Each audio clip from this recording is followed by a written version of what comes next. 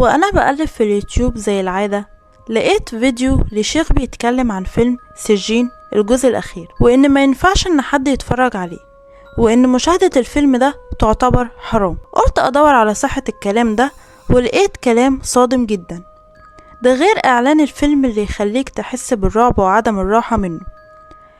اللي ما يعرفش مجموعة أفلام سجين دي أفلام رعب تركي بتكون مبنية على قصص حقيقية. طب هي ايه حكاية الفيلم ده؟ أول حاجة، الفيلم ده مش من ضمن سلسلة أفلام سجين التركي، لأنه إنتاجه أندونيسي والممثلين من أندونيسيا. بس قصة الفيلم ده هو قصة أول جزء في مجموعة أفلام سجين التركي. اللي يخوف إن الفيلم ده كل اللي شافه أو اللي شاف منه لقطات بس حس إحساس إنه بيحضر جلسة تحضير جن حقيقية، مش تمثيل خالص. ده غير القرآن اللي شغال في خلفية المشاهد مع الموسيقى. ده غير إن الشيوخ كلهم حذروا منه وقالوا إن الطلاسم والتعاويذ اللي بتتقال في الفيلم ده حقيقية 100% من غير تحريف. وكمان أسماء الجن اللي وردت في الفيلم ده حقيقية، وجايبين طريقة تحضير السحر الأسود خطوة خطوة. وياريتهم جايبين مجسمات مش حقيقية يمثلوا بيها، لأ، دول جايبين كل أدوات السحر الحقيقية، والحيوانات نفسها حقيقية مش تماثيل. وتم عمل سحر حقيقي، سحر أسود حقيقي. فكل اللي شاف الفيلم لما اتعرض في السينما قالوا نفس الحاجة، إنهم كانوا بيحسوا إن حد واقف وراهم، وشعور عدم الارتياح اللي كان طاغي على المشهد.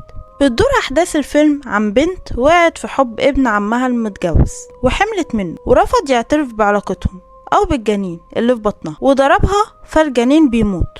فبتكون عاوزة تنتقم منه وترجعه تاني ليها وتهدم حياته مع مراته وبنته.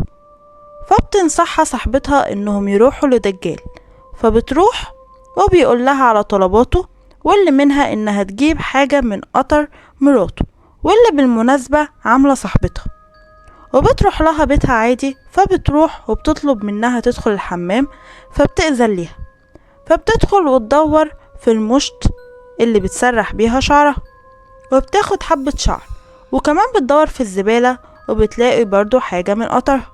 فبتروح بالحاجات دي، فبيبدأ الدجال يعمل السحر، وبيجيب أمعاء خنزير لسه مدبوح، وكمان رجل بني آدم لسه ميت، وبيبدأ يكتب حاجات غريبة على العظم، وبيلف أمعاء الخنزير حواليها. بس السحر بيحصل فيه حاجة غلط، فبيتقلب السحر على الساحر. وكل اللي في الفيلم عموما بتبدأ تحصل لهم حاجات غريبة.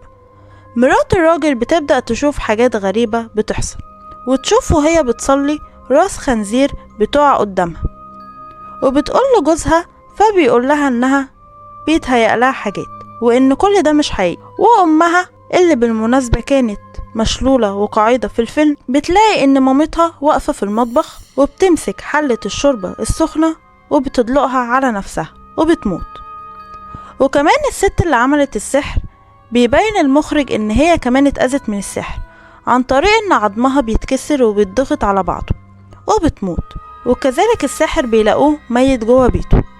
ومرات الراجل بيجيبولها شيخ بعد ما حالتها بتسوء جدا، فمش بتستحمل القرآن وبتنهار وبتموت. وبنتها الصغيرة برضو بتموت معاه هي وجوزها. وبيصحى أهل القرية يلاقوا العيلة كلها ميتة في بيتهم. القصة حقيقية حصلت في تركيا زمان، وبتوضح خطر السحر الأسود اللي الناس كتير بتلجأ ليه، وإنه من الكبائر. الفيلم الأندونيسي فعلا خطير جدا إن حد يشوفه، خصوصا مرضى القلب. والشيوخ أجمعوا إنه حرام شرعا إنك تشوفه، لأنك بكده بتأذي نفسك من غير ما تحس. فمحدش يعمل فيها شجاع ويروح يدور على الفيلم. لو عجبك الفيديو ما تنساش اللايك والشير والاشتراك في القناة.